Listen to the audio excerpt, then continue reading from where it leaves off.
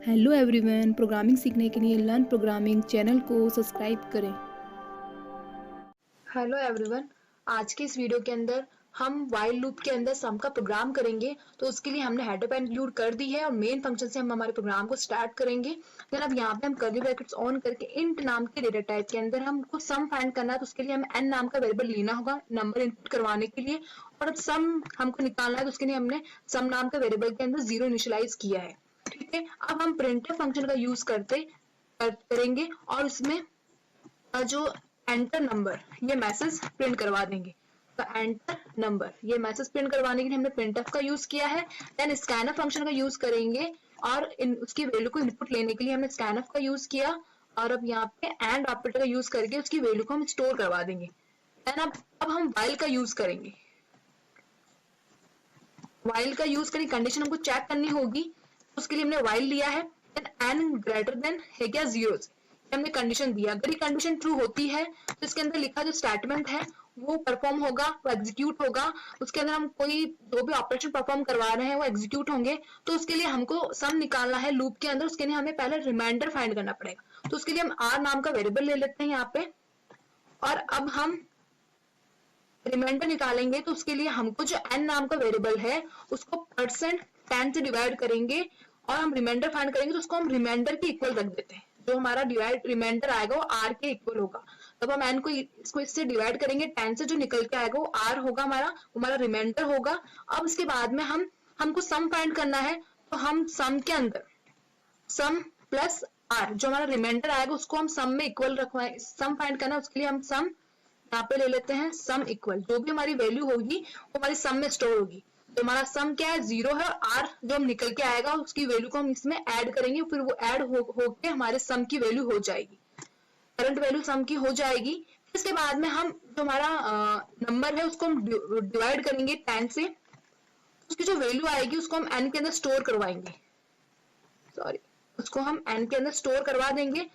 ये प्रोसेस हम जब तक करेंगे जब तक हमारा एन जो है वो 0 नहीं हो जाए। जब तक हमारी कंडीशन क्या है एन ग्रेटर देन 0, जब एन जो है 0 हो जाएगा तो कंडीशन यहाँ फॉल्स हो जाएगी। तो हमारा जो प्रोग्राम या हमारा व्हाइल लूप है वो हमारे उस स्टेटमेंट से बाहर आ जाएगा और वहीं स्टॉप हो जाएगा। तो ये हम वर्क जब तक करेंगे जब तक हमारा एन की वैल्यू 0 ना हो जाए, तब तक हम उसका सम फाइंड करते जाएंगे, इसकी रिमाइंडर फाइंड करते जाएंगे और इस प्रकार से हम इसको सॉल्व करेंगे। फिर हम इसके बाद में जब हमारी कंडीशन फॉल्स हो जाती है तो हमारा लूप जो है वो इस स्टेटमेंट से बाहर आ जाएगा और फिर प्रिंटफ फंक्शन का यूज करेंगे और हम यहीं पे रुक जाएंगे। तो हमारा फाइनली हमारा वो सम निकल के आ जाएगा। उसके लिए हम %d का यूज कर लेते हैं और हम यहाँ पे सम को स्टोर करवाएंगे। हमको सम फाइंड करना है तो हम यहाँ पे सम को स्टोर करवा देंगे और फिर यहाँ पे हम सेमीकोलन लगा देते हैं और अब गेट से इसका यूज कर लेते हैं, प्रोग्राम को क्लोज करते हैं। तो हमने यहाँ पे ये किया। अब हम इसको रन करके देखते हैं कि जो हमारा आउटपुट है वो किस टाइप से आएगा, उसमें क्या हो रहा है वो देख लेते हैं। देन इसको रन किया हमने, सॉरी यहाँ ओ लिख दिया था अपन ने, इसको यहाँ 0 करना है, सॉरी। अब इसको एग्जीक्यूट करते हैं। एंटर नम, मैंने डाला 1 2 3। हमको इसका सम फाइंड करना है। हमारा आउटपुट किस प्रकार से आएगा 1 + 2 + 3, ये होके आएगा 6। तो हमारा सम आना चाहिए 6। तो हम देखते हैं क्या आ रहा है, हमारा सम हमारा निकल के आया है 6। तो इस प्रकार से आप व्हाइल लूप का यूज करके आप किसी भी नंबर का सम निकाल सकते हो। लेकिन अब हम प्रोग्राम के अंदर जो इक्वेशन हमने यूज़ की है उस इक्वेशन को सॉल्व करके देखेंगे कि हमारा लूप किस प्रकार से चल रहा है। तो उसके लिए हमने इंट के अंदर एन नाम का वेरिएबल लिया है, इन नंबर को इनपुट करवाने के लिए आर नाम का वेरिएबल लिया रिमाइंडर फाइंड करने के लिए, और हमको सम फाइंड करना है। उसके लिए हम सम के अंदर हमने इनिशियलाइज किया 0। तो हम मान लेते हैं कि एन के अंदर हमने 123 इनपुट किया है। एन नंबर को हम जब इनपुट करवा रहे हैं उसके अंदर हमने 123 इनपुट करवाया है। तो इसका जो आउटपुट है वो इस प्रकार से आना चाहिए 1 + 2 + 3, इसका सम होके आना चाहिए 6। इस प्रकार से हमारे ये इसका सम निकल के आना चाहिए। तो उसके लिए हम ड्राई रन करके देखते हैं किस प्रकार से इक्वेशन को सॉल्व करेंगे तो हमारा आउटपुट 6 आएगा। तो उसके लिए हमने सबसे पहले वाइल लूप, उसके लिए हम कंडीशन चेक करेंगे वाइल लूप के अंदर एन के अंदर क्या है हमारा 123 ग्रेटर देन है क्या 0 से। अगर ये कंडीशन ट्रू होती है तो इसके अंदर जो दिया गया एक्सप्रेशन है उसको हम सॉल्व करेंगे। तो हम सबसे पहले डरना इसमें रिमाइंडर निकालेंगे। तो उसके लिए एन हमारा है 123 10, इसको हम डिवाइड करेंगे। तो यहाँ पे हम डिवाइड करके देख लेते हैं। तो 123 को हमने जब 10 से डिवाइड किया तो ये गया 1 12 टाइम और यहाँ पे आया 3 रिमाइंडर। तो हमारा ये 3 रिमाइंडर आया, मतलब कि आर की जो वैल्यू है वो है हमारी अब 3। तो 3 हमारा आर निकल के आ चुका है। अब हम जो हमारा आर आया है उसको हम सम के अंदर उसको प्लस करेंगे, तो सम हमारा क्या है 0 प्लस हमारा आर आया है 3। तो इसका मतलब अब हमारा सम जो है वो हो चुका है, सम हमारा हो चुका है 3। तो सम की वैल्यू 3 निकल के आ गई। हमको सम फाइंड करना है, इसलिए हमने sum equal sum plus R किया है। सम निकालने के लिए सम को हमने इसके इक्वल रख के उसके अंदर आर को प्लस करवाया है। इस प्रकार से सम निकल के आया 3, सम निकल के आ चुका है हमारा 3। अब हम देखेंगे, अब जो हमारी वैल्यू हमने जो डिवाइड करा था, जो हमारा आंसर आया था यहाँ पे, उसमें जब हमने डिवाइड किया था 10 से 123 एन नंबर को हमने 10 से डिवाइड किया था, तो हमारा 12, हमारा एन की वैल्यू आई थी 12।